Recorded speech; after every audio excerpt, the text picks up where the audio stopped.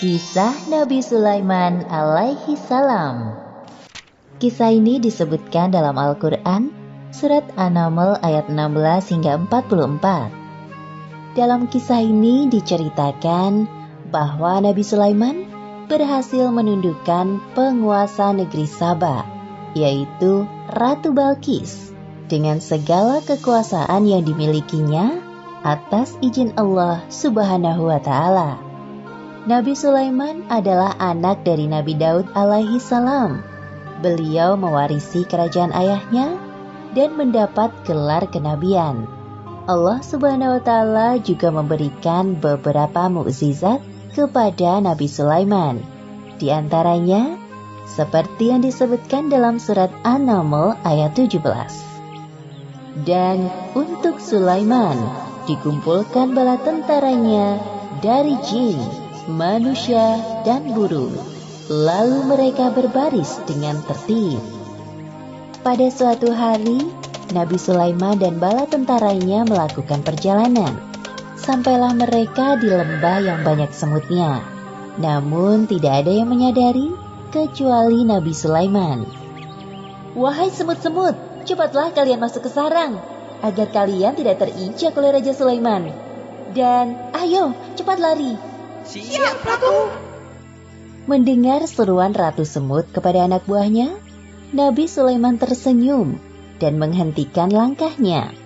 Kemudian mereka menunggu rombongan semut itu berbondong-bondong masuk ke dalam sarang. Sebelum melanjutkan perjalanan, Nabi Sulaiman memeriksa tentaranya satu persatu. Ketika sampai di bangsa burung, Nabi Sulaiman merasa ada yang kurang. "Mengapa aku tidak melihat Hudhud? Apa dia tidak ikut dalam perjalanan kali ini?" "Wahai Raja Sulaiman, sebenarnya tadi Hudhud terbang bersama kita. Namun sekarang dia menghilang entah kemana." "Kemana perginya Hudhud? Awas saja dia datang tanpa membawa alasan yang masuk akal. Akan aku hukum dia nanti." Untungnya, tak lama kemudian, burung Hudhud datang. "Dari mana saja kau, Hudhud?" "Maafkan hamba karena pergi tanpa izin, wahai Raja Sulaiman. Namun, sebelum menghukumku, sudikah engkau mendengar kabar dariku terlebih dahulu? Mungkin engkau belum pernah mengetahui tentang ini." "Perihal apa itu, wahai Hudhud?"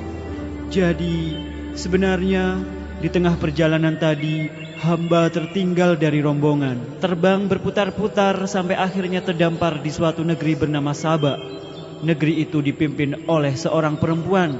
Namun sayangnya, hamba melihat ratu dan kaumnya sedang menyembah matahari, bukan Allah Subhanahu wa Ta'ala." "Apakah perkataanmu ini dapat aku percaya? Kau tidak sedang mencari-cari alasan agar lolos dari hukumanku, bukan?" "Wahai Raja Sulaiman, mana berani hamba berbohong kepadamu." Nabi Sulaiman mulai berpikir tentang kebenaran kabar yang dibawa oleh burung Hudhud. Kemudian beliau menulis sebuah surat. "Kalau begitu, aku ingin kau melakukan satu hal. Pergilah ke negeri Saba dan bawalah surat ini. Jatuhkan tepat di depan ratu kerajaan Saba, lalu bersembunyilah untuk mengintai keadaan. Aku tunggu laporan darimu di istana." "Siap, laksanakan perintah." Terbanglah burung Hudhud ke negeri Saba dengan membawa surat Nabi Sulaiman. Sesampainya di kerajaan Saba, burung Hudhud terbang ke dalam istana dan menjatuhkan surat di depan singgasana Ratu Balqis. "Hah? Sebuah surat? Dari siapa ini?" Sebelum pergi, burung Hudhud memberi hormat kepada ratu. Ratu Balqis tercengang melihat seekor burung yang sopan seperti Hudhud. Sepertinya surat yang dibawa burung itu dari orang yang hebat. Apa ya isinya? Ratu Balqis penasaran dan langsung membaca isinya. Ternyata surat tersebut dari Raja Sulaiman. "Dengan menyebut nama Allah yang Maha Pengasih lagi Maha Penyayang, aku Sulaiman, utusan Allah. Aku mendengar bahwa ratu dan rakyat negeri Saba menyembah matahari. Sebagai utusan atau nabi Allah, aku ditugaskan untuk mengajak kalian menyembah Allah. Segeralah bertobat sebelum datang kemurkaan Allah atas perilaku kalian, atau aku akan menundukkan kerajaan Saba." Selesai membaca surat itu, Ratu Balkis mengumpulkan para penasehat kerajaannya. Wahai para penasehatku, aku mendapatkan surat dari raja bernama Sulaiman. Bacalah surat ini dan katakan pendapat kalian. Ratu Balkis memberikan surat dari Raja Sulaiman kepada para penasihatnya. Setelah membaca surat, raut wajah mereka tampak marah. Jadi, apa pendapat kalian mengenai isi surat ini? Sepertinya Raja Sulaiman mengajak kita untuk berperang. Kita jangan mau tunduk kepadanya. Jika kita tidak mau menuruti perintahnya, pasti dia akan memerangi kerajaan Sabak. Namun jangan khawatir wahai ratu, pasukan kita siap jika harus berperang melawannya. Yang hamba pernah dengar, beliau adalah seorang raja yang memiliki kekuasaan tidak terbatas. Manusia, jin, dan bangsa burung tunduk kepadanya. Semua keputusan kami serahkan kepadamu, wahai Ratu Balkis.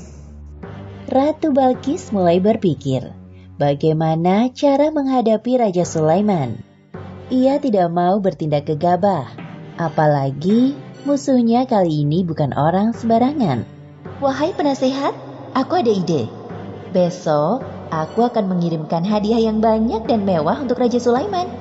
Kita lihat tanggapannya. Siapa tahu beliau berubah pikiran. Keesokan harinya, utusan Ratu Balkis berangkat menuju istana Raja Sulaiman di Palestina sambil membawa hadiah yang banyak dan mewah. Sesampainya para utusan Ratu Balkis di hadapan Raja Sulaiman, Aku tidak perlu semua hadiah-hadiah ini. Apa yang Allah SWT berikan kepadaku lebih dari semua ini. Pulanglah kalian, katakan kepada Ratu Balkis, apabila dia dan rakyat Sabak tidak mau menyembah Allah, maka aku dan bala tentaraku akan menghancurkan kalian. Baik, wahai Raja Sulaiman, akan kami sampaikan pesanmu kepada ratu kami. kedua utusan itu pulang ke negerinya dengan perasaan sedih dan takut. Mereka segera melaporkan apa yang terjadi dan pesan dari Raja Sulaiman. Kemudian, Ratu Balkis mencari cara lain untuk menghadapi Raja Sulaiman. Jika nekat berperang, jelas pasukannya akan kalah telak. Wahai para penasehatku, siapkan pengawal untukku. Aku harus turun tangan langsung kali ini untuk menemui Raja Sulaiman. Siap, wahai ratu. Tak jauh dari istana, tampak burung hut-hut mendengar percakapan mereka. Ia segera terbang ke Palestina untuk melaporkan apa yang didengarnya kepada Raja Sulaiman. Nabi Sulaiman mendapat laporan dari burung hut-hut dan segera menyiapkan sebuah rencana untuk menyambut Ratu Balkis. Wahai para penasihat kerajaanku, siapakah di antara kalian yang sanggup membawa singgasana Ratu Balkis ke hadapanku? Hamba bisa melakukannya, wahai Raja Sulaiman. Seberapa cepat kau bisa melakukannya? Sebelum engkau berdiri dari duduk, singgasana Ratu Balkis akan hamba bawa ke sini. Wahai Raja Sulaiman, hamba bisa melakukannya sebelum engkau berkedip. Lakukanlah. Seketika itu juga, singgasana Ratu Balkis hadir di hadapan Nabi Sulaiman. Subhanallah, Maha Suci Allah. Inilah karunia dari Allah untuk mengujiku. Apakah aku bersyukur atau malah mengingkari nikmatnya? Seperti yang disebutkan dalam Al-Quran, surat An-Naml ayat 40. Barang siapa yang bersyukur, maka sesungguhnya dia bersyukur untuk kebaikan dirinya sendiri. Dan barang siapa ingkar, maka sesungguhnya Tuhanku Maha Kaya, Maha Mulia. Ubahlah sedikit bagian dari singgasana ini. Kita akan lihat apakah Ratu Balkis masih mengenalinya atau tidak. Satu lagi, ubahlah lantai istana ini berlapis kaca yang terdapat ikan-ikan di bawahnya. Akan kami laksanakan, wahai Raja Sulaiman. Rombongan Ratu Balkis sudah tiba. Nabi Sulaiman menyambut Ratu Balkis dan rombongannya di depan pintu istana. Kemudian diperlihatkan kepadanya sebuah singgasana. Selamat datang di istanaku, wahai Ratu Balkis. Silakan duduk terlebih dahulu. Ratu Balkis duduk di singgasana. Lalu, ia pun merasa ada yang aneh. Seperti inikah singgasanamu? Iya, ini sungguh persis dengan yang aku miliki. Tapi tidak mungkin. Tadi sebelum pergi, aku melihat singgasanaku masih ada pada tempatnya. Aha, aku sedikit banyak mengetahui tentang kehebatanmu, wahai Nabi Sulaiman. Masuklah ke dalam istanaku, wahai ratu. Ratu Balkis tak henti-hentinya mengagumi keindahan istana Raja Sulaiman. Lalu pandangannya tertuju pada lantai jernih seperti kolam ikan di tempatnya berpijak. Seketika itu ia mengangkat sedikit jubahnya. Wahai ratu, tidak usah khawatir jubahmu akan basah. Itu hanya lantai yang terbuat dari batu berlapiskan kaca. Benar juga. Wah, semuanya ini sungguh indah sekali. Ratu Balkis benar-benar terpesona dengan keindahan dan kekuasaan yang dimiliki oleh Raja Sulaiman.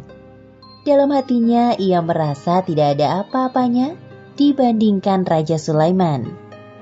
Sesungguhnya, semua yang aku miliki adalah pemberian dari Tuhan pencipta alam semesta. Dialah Allah Subhanahu wa Ta'ala. Ya Allah, sungguh selama ini hamba telah berbuat zolim. Maafkan hamba.